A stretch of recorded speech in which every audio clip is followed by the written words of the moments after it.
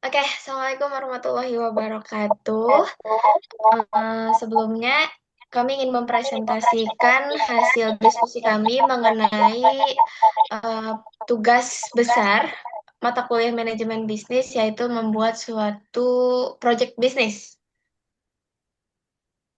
Sebelumnya, perkenalkan dulu, aku Nabila Zulfa Ramadhani dan rekan-rekan aku. Halo, perkenalkan nama saya Muhammad Naufal Agi Ramdhani.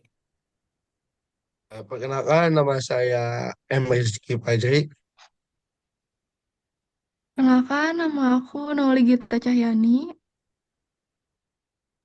Perkenalkan, nama aku Ika Wulandari. Perkenalkan, nama aku Revaldi Nurul Prasetyo. Perkenalkan, nama saya Ridhi Nishal Asyarizia.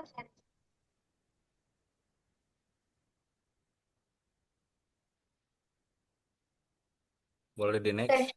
selanjutnya akan dijelaskan yang pertama oleh Naufal. Silakan Naufal. Oke, terima kasih Bill. Nah, yang pertama itu adalah latar belakangnya ya tentang proyekan kami. Eh, nah, dalam menghadapi perkembangan zaman dan persaingan usaha yang ketat, inovasi menjadi kunci agar usaha mampu menyesuaikan diri dengan kebutuhan masyarakat. Perubahan gaya, perubahan gaya hidup dan meningkatnya harapan konsumen itu mendorong pentingnya pembaharuan usaha dengan perencanaan yang baik.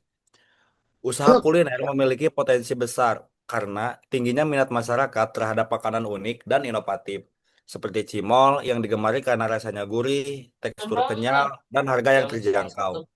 Melihat banyaknya konsep yang serupa, UMKM Cimol Bejot AA yang sempat viral pada 2024 itu berinovasi menjadi Telmolisius atau Telkom Cimol Delicious dengan target utama mahasiswa dan warga sekitar Telkom University yang menawarkan harga yang terjangkau dan berbagai varian rasa serta edisi khusus yang menarik. Selanjutnya ada analisis situasi dan identifikasi masalah bisnis. Nah, di sini ada analisis situasi. Usaha kuliner, terutama jajanan tradisional, memiliki banyak peminat. Namun, persaingannya yang cukup ketat. Semua Bojot A sangat banyak memiliki penggemar. Namun, harus menghadapi kesulitan untuk tetap menjaga minat pelanggan. Kondisi seperti ini menjadikan tren kuliner ini terkadang tidak mengharuskan rasanya yang enak, tapi tampilannya juga harus menarik.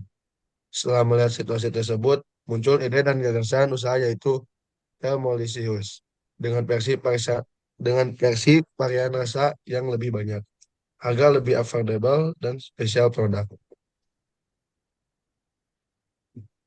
Nah, di sini ada identifikasi masalah bisnis. Yang pertama, variasi rasa dan tampilan produk terbatas sehingga daya beli masyarakat menurun. Di luar sana emang sudah banyak yang menjual cimol bojot, tapi varian rasanya itu masih sama dan basic-basic itu. Terus tampilan produknya juga kayak masih zaman jadul kayak gitu. Yang kedua, kurangnya inovasi produk. Si produk ini ya, menyebabkan banyak yang boring lah dengan cimol ini. Nah, di sini kita rencananya akan melakukan spesial produk. Yang ketiga ada persaingan bisnis semakin ketat. Persaingan bisnis di Cimol memang begitu ketat karena eh, bukan hanya Cimol Bojot yang ada, tapi ada juga Cimol Kering. Yang yang keempat ada strategi promosi dan branding belum maksimal sehingga kurang menarik konsumen baru. Strategi promosinya tuh masih kayak cuman bikin konten-konten doang dan brandingnya juga belum maksimal. Jadi yang harus menarik konsumen baru tuh misalnya kita ngadain badut ulang tahun di sebuah toko Cimolnya. Yang kelima, tidak ada pembaruan konsep usaha sesuai tren kuliner modern, penyajian unik, kemasan estetik, dan penjualan lewat media sosial. Yang terakhir, tidak memiliki sistem franchise sehingga belum membantu pengembangan UMKM di wilayah lain. Dan yang terakhir, tidak memiliki ruko tetap atau pusat usaha. Dan selanjutnya kita masuk ke visi, misi, dan tujuan untuk membuat usaha ini. Boleh di next? Yang pertama adalah visinya, yaitu menjadikan Telmolisius sebagai brand jajanan yang khas, menarik, dan banyak digemari oleh halayak umum, terutama di kalangan anak muda dengan ciri khas yang unik, kualitas yang terbaik, dan pelayanan yang menarik. Boleh di next? Untuk mewujud sebelumnya, untuk mewujudkan visi yang tadi dijelaskan, kita memiliki misi yang pertama menghadirkan produk cimol yang inovatif serta kreatif, baik dalam varian rasa, desain, maupun cara penyajiannya, sehingga menarik minat konsumen secara khusus. Kemudian yang kedua, memastikan bahan baku dan rasanya tuh terbaik agar pelanggan merasa puas dan percaya dengan produk yang kami tawarkan. Yang ketiga, mengembangkan merek yang kokoh dan mudah diingat dengan konsep yang modern dan relevan sesuai dengan selera generasi muda sekarang. Kemudian yang keempat adalah menyediakan layanan yang bersahabat, cepat, dan menyenangkan sehingga pelanggan merasa diperhatikan dan ingin kembali bertransaksi di Telmolisius ini. Kemudian yang kelima adalah menghadirkan produk cimol yang inovatif serta kreatif baik dari cita rasanya, desain maupun cara penyajian sehingga menarik minat konsumen secara khusus. Kemudian yang keenam adalah memanfaatkan platform media sosial dan strategi pemasaran digital untuk memperluas pasar dan mengundang perhatian publik secara luas. Jadi sebenarnya targetnya memang di daerah sekitar, cuman kalau memang kita tetap bisa bergerak di media sosial, itu jangkauannya untuk cakupannya bisa lebih luas lagi. Kemudian selanjutnya adalah berkomitmen pada aspek kebersihan, kemudahan, dan estetika produk agar selalu terjaga kehigienisannya dan daya tarik visualisasinya. Kemudian mendorong semangat wirausaha dan kreativitas di kalangan tim bisnis agar usaha dapat terus berkembang dan berinovasi sesuai dengan perkembangan zaman. Boleh di next. Kemudian adalah tujuannya mampu menghasilkan output dari usaha tersebut, yaitu menjangkau penggemar yang jauh lebih banyak dan memperkuat merek sendiri. Yang kemudian mampu meningkatkan UMKM di wilayah yang dibangun usaha tersebut dan memberikan kontribusi pada ekonomi lokal. Kemudian yang ketiga adalah menciptakan peluang usaha yang berkelanjutan dan memperluas jangkauan dengan diadakannya franchise. Karena sebelum-sebelumnya mungkin belum ada franchise ya. Jadi kita punya ide buat diadakan franchise atau istilahnya buka cabang di beberapa wilayah lainnya. Kemudian yang keempat adalah menjadikan Telmolisius sebagai jajanan yang khas. Oke, selanjutnya.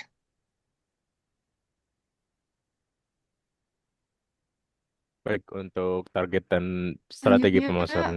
Wait, ini siapa yang ngecas?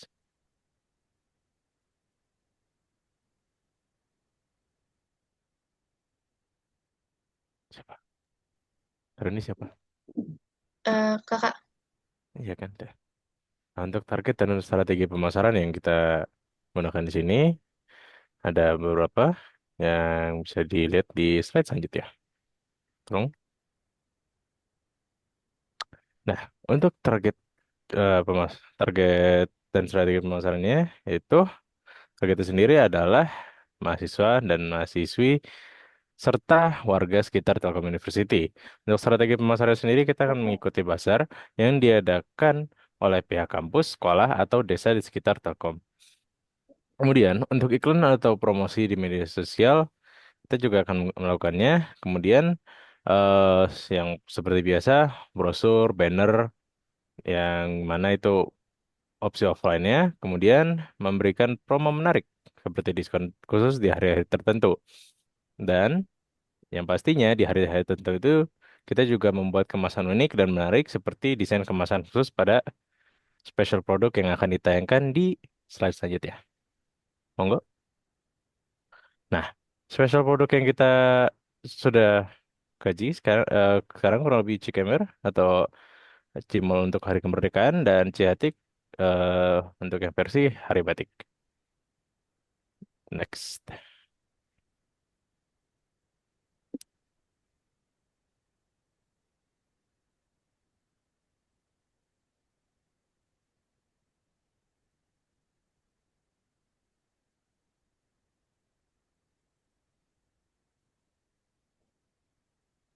Jadi selanjutnya perencanaan SDM.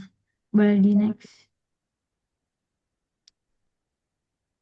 Nah, jadi perencanaan SDM ini tuh berperan penting dalam keberhasilannya Cimol Telmercius ini. Karena karyawan tuh harus kompeten, disiplin, dan bertanggung jawab. Nah, perencanaan SDM ini difokuskan pada kebutuhan tenaga kerja, proses rekrutmen, dan pelatihan agar kinerja usaha ini tuh berjalan secara optimal.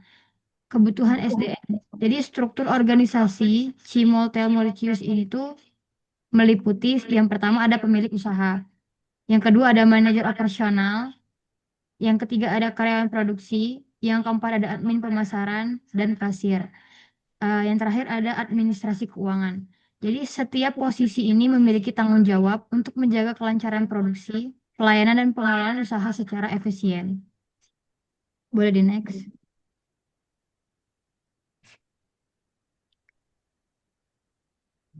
Yang kedua rekrutmen ya. Jadi rekrutmen ini dilakukan secara terbuka atau kolektif dan seleksi ini melalui media sosial, selebgram, dan rekomendasi sekitar. Jadi tahapan ini tuh meliputi penyaringan berkas, wawancara, dan uji praktik. Jadi seleksi ini difokuskan pada keterampilan, kedisiplinan, dan kemampuan melayani. Terus pelatihan. Jadi pelatihan ini kita berikan sebelum karyawan ini bekerja untuk meningkatkan kemampuan sesuai standar daripada operasional atau SOP. Materi ini mencakup yang pertama itu teknik produksi, yang kedua ada keberhasilan dan kesehatan, yang ketiga adalah pelayanan pelanggan, serta pengelolaan waktu dan keselamatan kerja.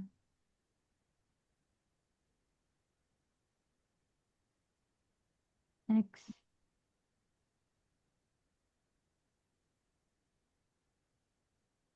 Next.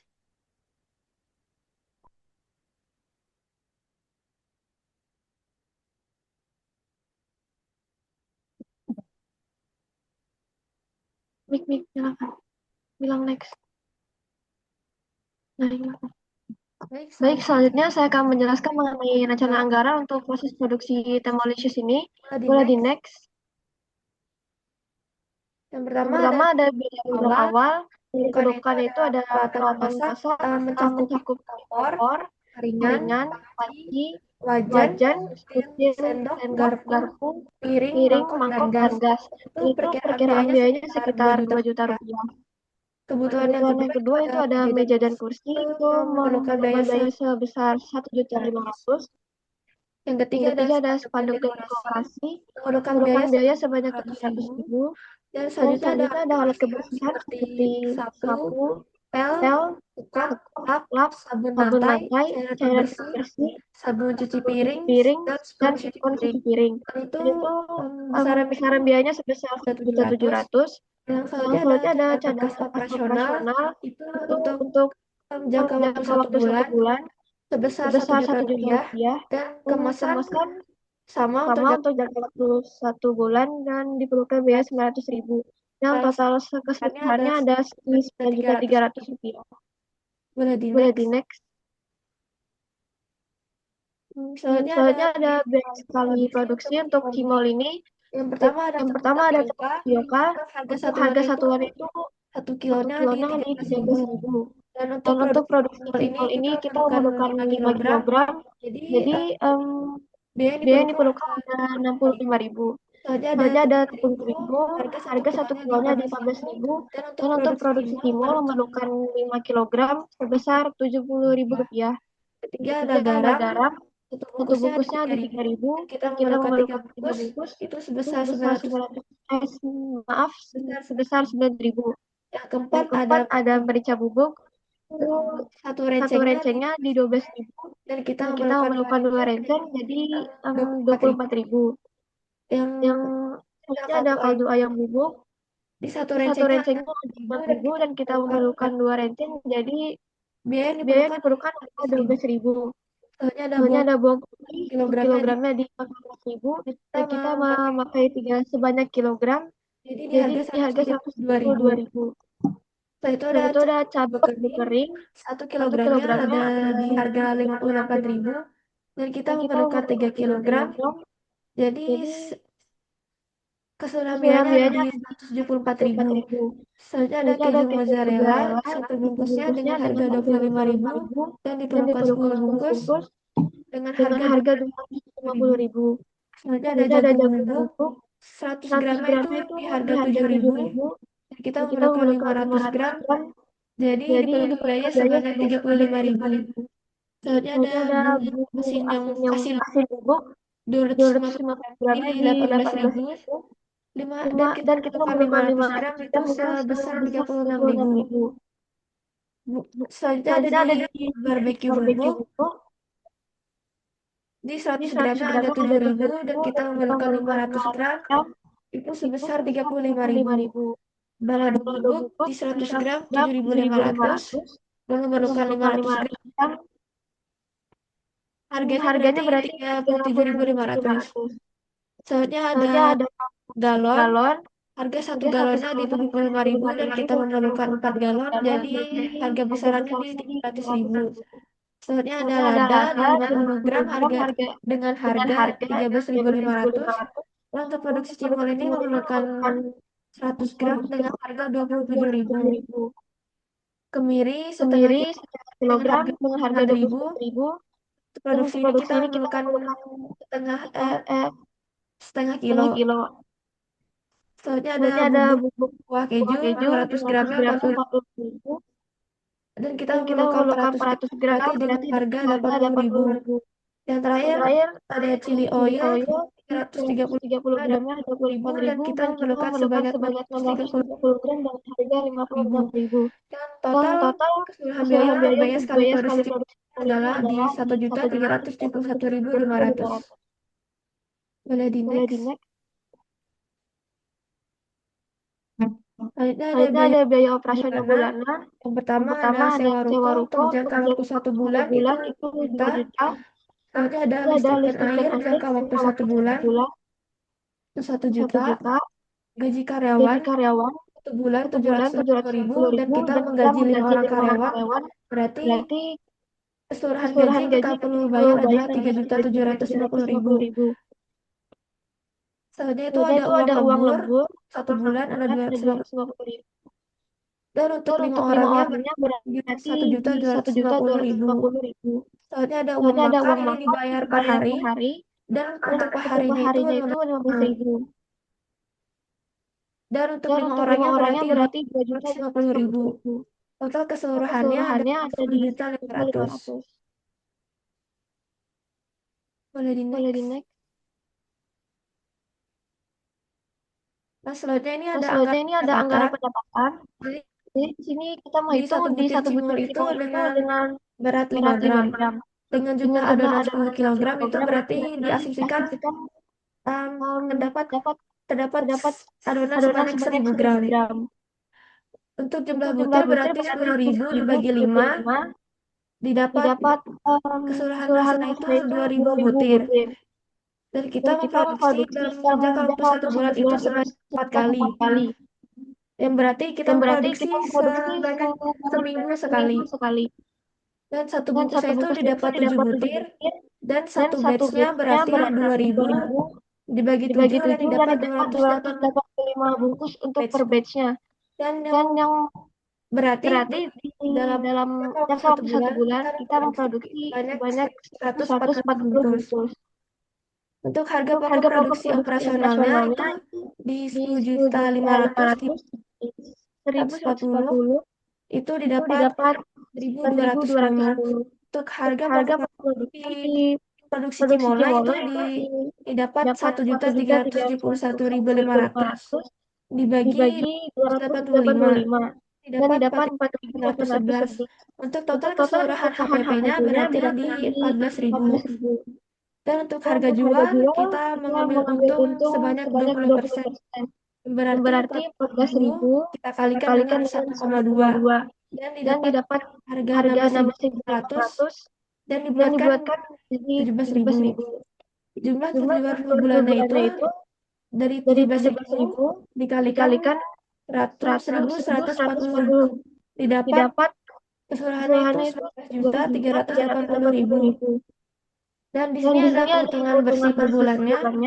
Yang Yang pertama pertama biaya biaya operasi per operasional bulan itu bulanan itu 17.500 17.500 dan dan biaya biaya produksi per produksi per batchnya ada batchnya di ada di 1.371.500 1.371.500. dan kita Dan kita memproduksi 4 memproduksi kali 4 dalam kali dalam sebulan. sebulan. Berarti Berarti 1.371.500 1.371.500 dikali dikali 4 dan 4 dan dapat dapat hasil hasil 5.486.000. 5.486.000. Dan Dan total total biayanya biayanya adalah di adalah di 10.500.000 10.500 tambah ditambah 5.486.000 5.486.000 didapat hasil dapat hasil 15 15 juta juta dan dan 586.000. 186.000.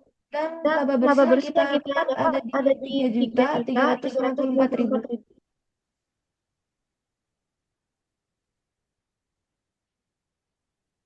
Ya, selanjutnya rencana perencanaan pemasaran. Nah, perencanaan pemasaran ini disusun untuk memastikan produk kami dapat dikenal luas dan diterima oleh target konsumen secara efektif. Lalu yang pertama ada target pasar, yaitu mahasiswa-mahasiswi Telkom University serta masyarakat yang tinggal di sekitar kampus. Untuk menjangkau target tersebut, kami menerapkan beberapa strategi pemasaran seperti kegiatan bajar, melakukan promosi melalui sosial media sosial, menyebarkan brosur dan banner, memberikan promo khusus, serta menggunakan desain kemasan yang menarik. Selain itu, kami juga melakukan kolaborasi dengan UMKM lokal dan influencer kampus untuk memperluas jangkauan pemasaran. Next.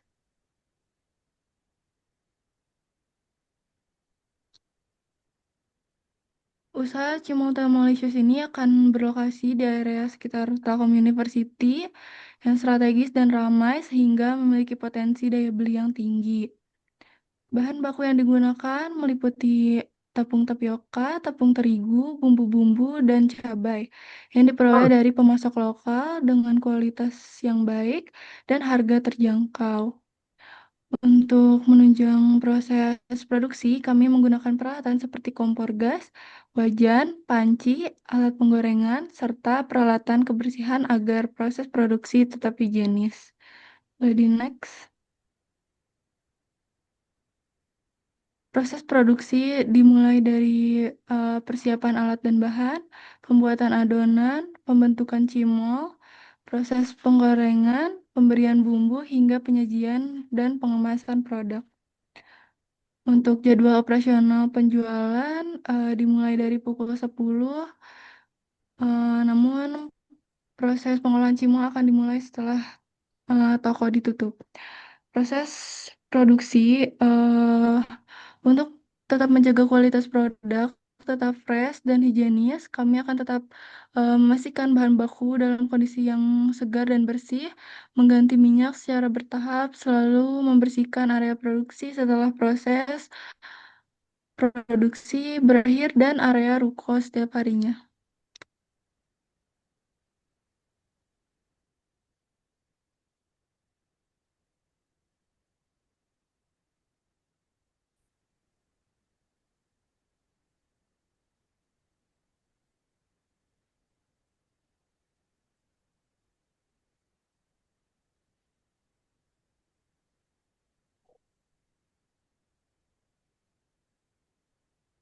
Lalu ada pengorganisasian. Nah, yang pertama itu di surveillance itu ya di sini ada Auna. Terus yang kedua ada manajer operasional, yang ketiga ada karyawan produksi, terus ada admin pemasaran dan penjualan, lalu ada kasir, lalu ada karyawan satu, karyawan dua, karyawan tiga. Pembagian tugas dan fungsi. Owner bertanggung jawab penuh atas jalannya bisnis secara keseluruhan, menentukan konsep, standar rasa, branding, dan target pasar. Mengambil keputusan strategis, modal bahan baku, melakukan pengawasan dan evaluasi kinerja tim dan bisnis. Yang kedua ada manajer operasional, mengatur kegiatan produksi dan memastikan kualitas produk konsisten. Mengatur jadwal dan shift karyawan, produksi, kasir, dan admin. Mengawasi produksi agar kualitas bahan baku, stok, dan pencatatan harian. Eh, yang selanjutnya ada pemasaran dan penjualan. Bertanggung jawab dalam perkenalkan promosikan Cimol Telmosius melalui berbagai media, online maupun offline. Mengolah strategi promosi, menjalin hubungan dengan pelanggan, dan meningkatkan penjualan dengan pelayanan yang ramah dan responsif. Selanjutnya ada karyawan produksi melakukan pengolahan adonan dengan takaran yang sudah ditentukan, menyiapkan bahan, melakukan proses penyajian yang rapi dan higienis, menjaga konsistensi cita rasa dan kualitas produk. Selanjutnya ada kasir, Ke- memproses transaksi pembayaran, melakukan pencatatan pendapatan dan pengeluaran, melakukan pelaporan kepada manajer operasional setiap minggunya, memberikan pelayanan yang ramah kepada pelanggan.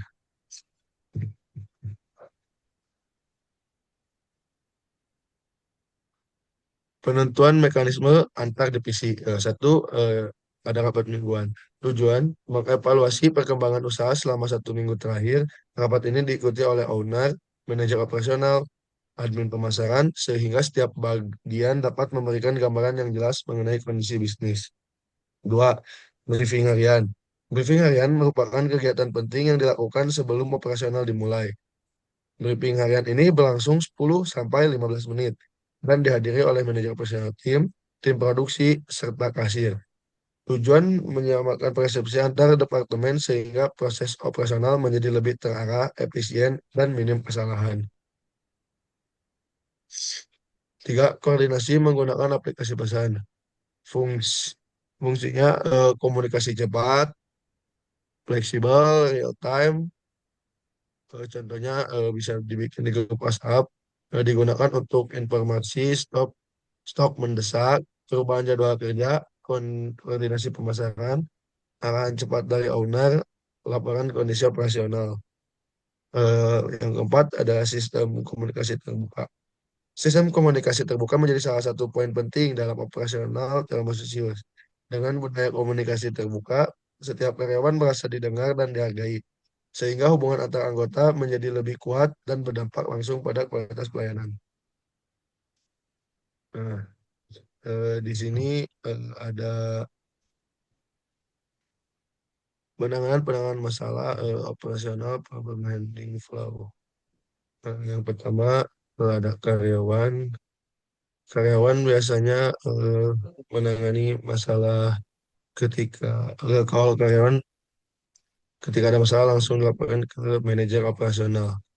Ketika manajer operasional bisa langsung dianalisis dan tindakan awal manajer operasional. Manajer operasional akan laporan kepada owner. Nah, laporan owner ini akan dicatat oleh kasir.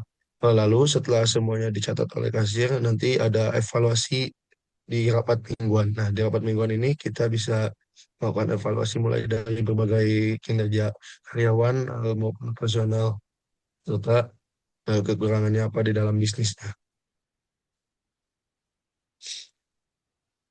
Ya, selanjutnya pengaturan sumber daya manusia dan kinerja. Yang pertama, ada peran utama harian.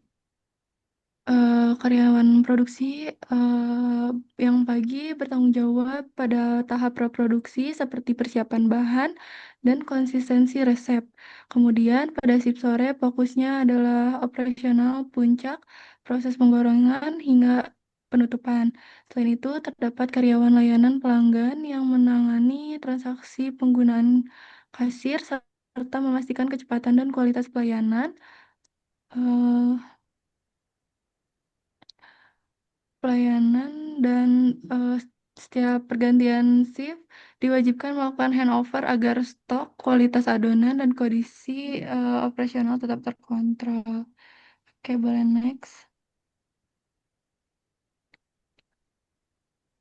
Dalam pelaksanaan kerja, kami menetapkan standar yang jelas pada bagian produksi. Karyawan wajib menggunakan timbangan dan termometer minyak digital untuk standar takaran dan suhu agar suhu stabil. Selanjutnya ada higienitas, diterapkan protokol food safety seperti pemisahan zona kerja, penggunaan APD lengkap, dan sistem sanitasi rutin. Sementara itu, pada bagian penjualan digunakan sistem kasir sederhana yang terintegrasi dengan kris, lalu dengan papan menu yang jelas untuk kesejahteraan karyawan. Kami menyediakan seragam, gaji pokok, uang lembur, dan uang makan. Boleh di next. Lalu penetapan prosedur kerja atau standar operating procedure SOP. Selanjutnya, SOP ini berfungsi sebagai panduan wajib untuk memastikan produk yang dihasilkan agar konsisten. Lalu pada tahap persiapan dilakukan pengecekan stok, sanitasi alat, serta penimbangan bahan secara presisi. Kemudian prosedur pembuatan adonan menggunakan suhu air panas, pengulenan dihentikan segera saat mencapai kekalisan untuk menghindari over kneading. Pembulatan harus seragam ukuran atau beratnya. Selanjutnya, dalam fase penggorengan ada dua. Yang pertama ada fase awal, itu untuk masuk saat suhu minyak relatif rendah untuk mencegah letupan. Yang kedua ada fase pemanasan. Suhu dinaikkan bertahap setelah 2 menit. Durasi total diatur dengan timer 5-7 menit. Selanjutnya prosedur pembumbuan dan pengemasan. Setelah penirisan tuntas, segera dibumbui saat panas. Pakai sendok takar, kocokkan minimum 10 kali putaran untuk meratakan bumbu. Selanjutnya ada prosedur pelayanan dan penutupan. Ini operasional, pelayanannya cepat dan ramah, closing total wajib disanitasi, dan penggantian minyak sesuai jadwal, lalu verifikasi stok agar area siap 100% untuk esok hari. Sekarang bab 3 itu ada pengarahan atau actuating ya. Boleh di next slide.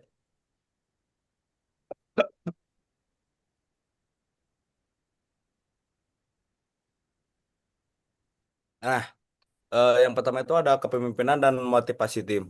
Nah, yang bertujuan untuk menggerakkan tim SDM, keuangan, pemasaran, dan operasional. Kepemimpinan dan motivasi memiliki hubungan yang sangat dekat, di mana pemimpin memberikan arahan dan menginspirasi anggotanya untuk mencapai tujuan bersama melalui komunikasi yang efektif, sehingga memastikan bahwa setiap individu merasa dihargai dan visi yang jelas untuk mendorong kinerja yang optimal dan komitmen. Terus ada langkah-langkah cepat untuk memimpin dan memotivasi dalam menggerakkan tim. Yang pertama itu memberikan penghargaan kepada karyawan karena motivasi berasal dari dalam diri mereka.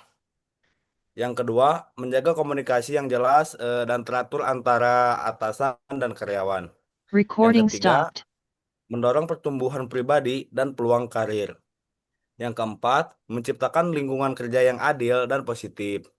Yang kelima, memberikan tanggung jawab dan Recording in kepercayaan progress. kepada karyawan. Boleh di next slide.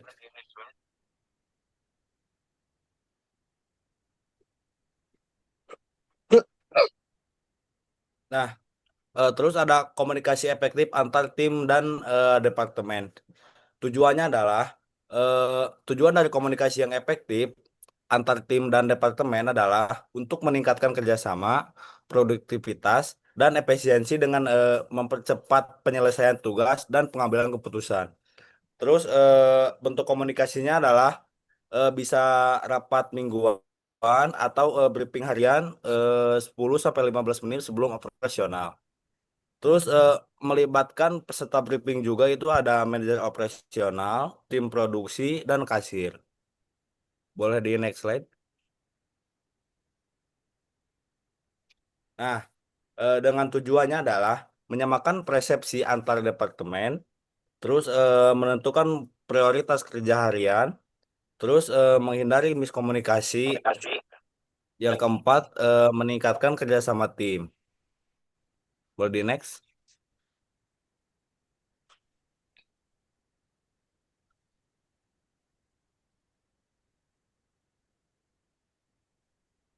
Nah, ada juga penanganan masalah dan adaptasi di lapangan. Tujuannya untuk menjaga agar suatu proyek atau kegiatan tetap berjalan dengan baik, serta berhasil dengan cara menghadapi tantangan yang tidak terduga dan mengubah rencana sesuai kebutuhan. Terus ada juga masalah dan solusi utamanya.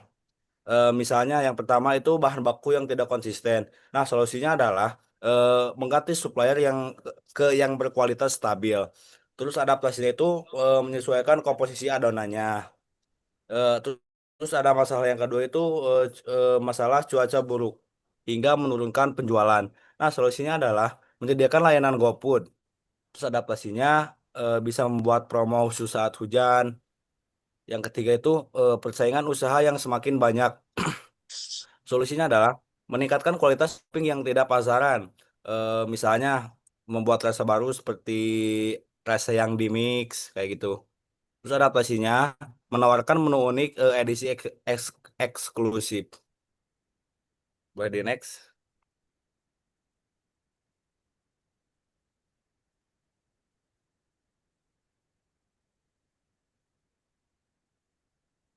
Oke. Bill. Ini ya tambah satu lagi ya. Ah ya. Terus yang keempat ada komplain konsumen. Nah, solusinya adalah kontrol rasa dan bahan-bahan saat produksi. Itu bisa jadi dari sananya. Terus ada adaptasinya itu membuat SOP cara pembuatan cimolnya. Yang kelima itu ada modal yang terbatas. Nah, solusinya adalah mengatur cash flow-nya. Terus adaptasinya itu mengembangkan usaha secara bertahap dan menambah menu perlahan sesuai kemampuan modal. Jadi bertahap gitu guys, tidak langsung tinggi. Terus ada pengembangan kompetensi dan pemberdayaan karyawan. Nah, dengan tujuan untuk memperbaiki cara kerja, meningkatkan hasil kerja, dan menciptakan ide-ide baru di perusahaan. Nah, ini tuh dilakukan dengan cara mengasah, mengasah kemampuan, wawasan, dan keahlian karyawan. Oke, selanjutnya itu masuk, tadi kan sudah dijelasin sama Nopal di pengembangan kompetensi dan pemberdayaan karyawan. Jadi suksesnya bisnis UMKM itu terletak pada kinerja dan produktivitas karyawannya sendiri. Em, untuk menentukan kinerja karyawan itu adalah eh, pengetahuan dan kompetensi karyawan baik pada jajaran manajemen ataupun karyawan. Kemudian kita juga punya tiga metode nih untuk pengembangan kompetensi karyawan yang diperlukan. Yang pertama itu ada cluster training, merupakan sesi pelatihan yang formal di mana para karyawan ini mengikuti kelas training yang akan memperoleh perspektif umum dan lengkap atas topik yang diajarkan. Topik pelatihan dapat meliputi aspek teknis dan non-teknis dengan varian topik yang beragam. Kelas training akan dapat dilakukan oleh kami secara berkesinambungan untuk pendalaman terhadap topik tertentu.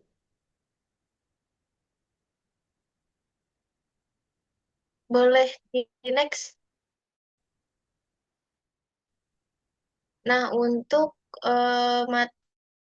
pelatihannya itu pengennya minimal, kemudian manajemen waktu dan kinerja tim, dan itu untuk memberikan pengalaman dalam pembagian tugas yang baik saat kondisi mungkin rukonya lagi rame pembeli.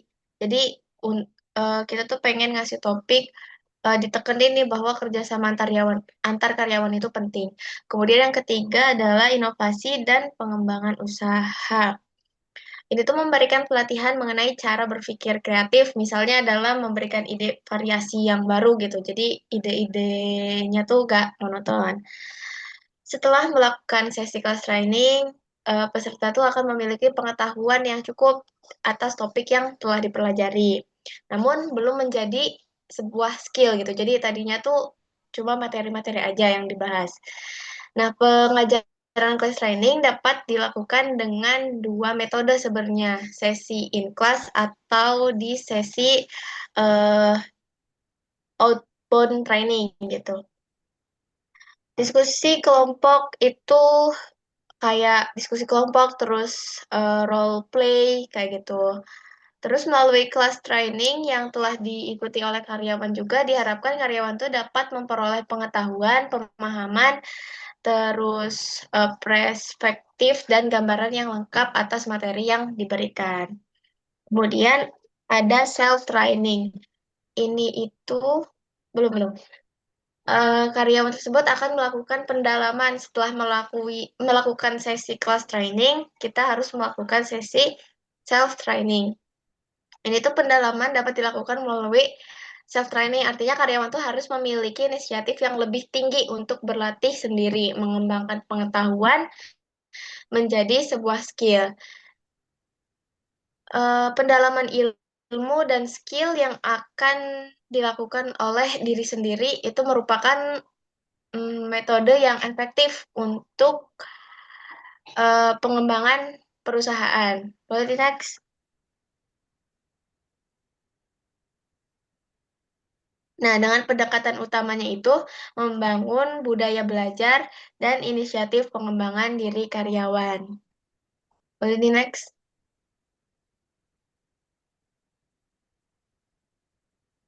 Kemudian ada on the job training yang tujuannya untuk membangun skill langsung di tempat kerja. Bimbingan dalam pengembangan diri dapat dilakukan oleh jajaran atasnya melalui berbagai cara dan berbagai metode. Pengembangan kompetensi melalui on the job training itu sangat efektif terhadap karyawan. Karyawan itu akan dihadapkan pada situasi, kondisi, dan tantangan yang real. Dengan demikian, seluruh adrenalin karyawan tuh akan meningkat untuk mengatasi pekerjaan dan sekaligus skill pengembangannya. Terus jajaran manajemen seperti manajemen operasional juga perlu memiliki kompetensi yang cukup dalam melakukan hal tersebut. Oleh karena itu, on the job training ini dilakukan secara kolaboratif antara owner, manajer operasional, dan karyawan. Dari ketiga metode tersebut akan menguatkan satu sama lain dan harus maksudnya diterapkan secara bersamaan dari ketiga metode tersebut. Kayak gitu. Boleh selanjutnya.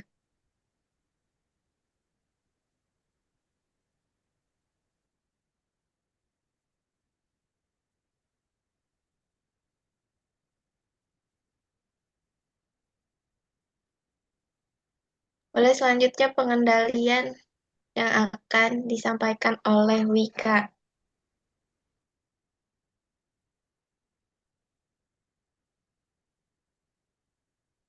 Selanjutnya itu ada pengendalian. Jadi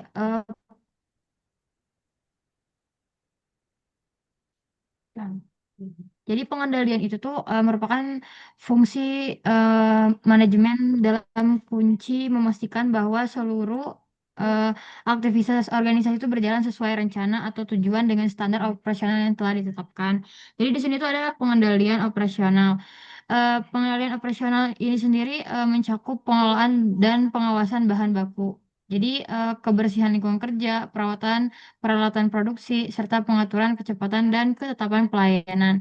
Jadi seluruh proses pengendalian ini dilakukan secara rutin atau real time setiap hari untuk menjaga konsistensi mutu cimol. Jadi meminimalkan risiko operasional serta meningkatkan efisiensi, dan pengendalian ini juga berdampak langsung pada kualitas produk dan kepuasan pelanggan.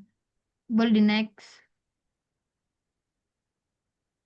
Nah, lanjut lagi, ini pengendalian keuangan dan SDM.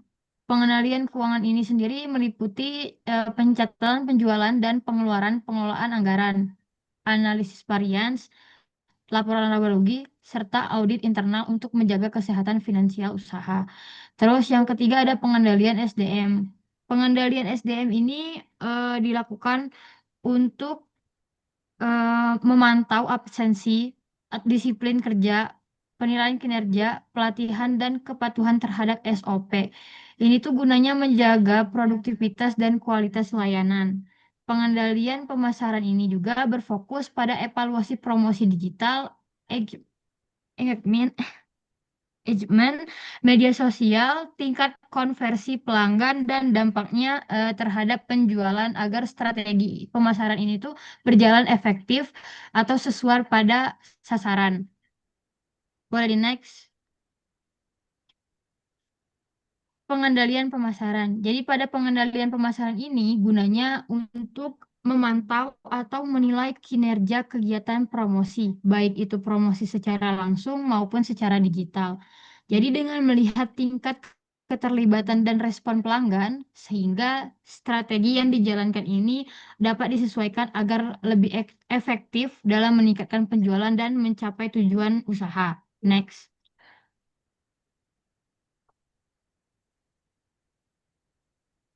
Sistem pengendalian dan mekanisme monitoring. Jadi pengendalian ini dilakukan secara berjenjang melalui pengawasan harian, evaluasi mingguan, dan bulanan. Ini tuh gunanya untuk memastikan kelancaran operasional, konsisten kinerja, dan kepatuhan terhadap standar secara berkelanjutan.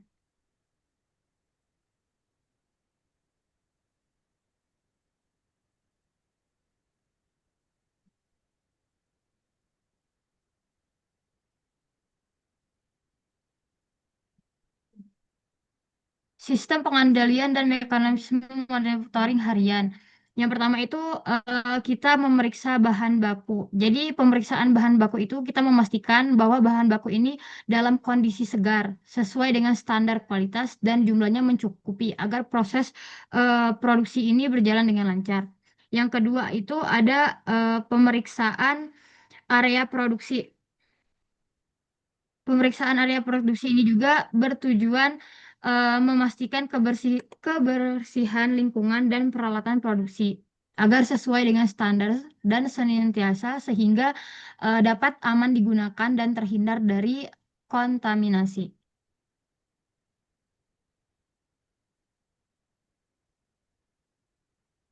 Penguji mutu produk. Ini tuh gunanya kita dapat memastikan produk yang dihasilkan itu tuh memiliki kualitas, rasa, tekstur, dan keberhasilan yang konsisten agar sesuai dengan standar yang ditetapkan. Yang kedua ada pencatatan kritik dan saran pelanggan. Nah, ini tuh sangat berpengaruh dan sangat berdampak karena untuk menampung masukan pelanggan yang digunakan sebagai bahan evaluasi. Nah, itu tuh gunanya meningkatkan kualitas produk dan pelayanan. Terus yang ketiga ada rekap jual harian. Jadi rekap jual harian itu tuh guna mencatat jumlah penjualan pada hari tersebut, baik itu dari porsi terjual atau transaksi non tunai sebagai dasar evaluasi kinerja dan operasional dan keuangan pada toko tersebut. Next.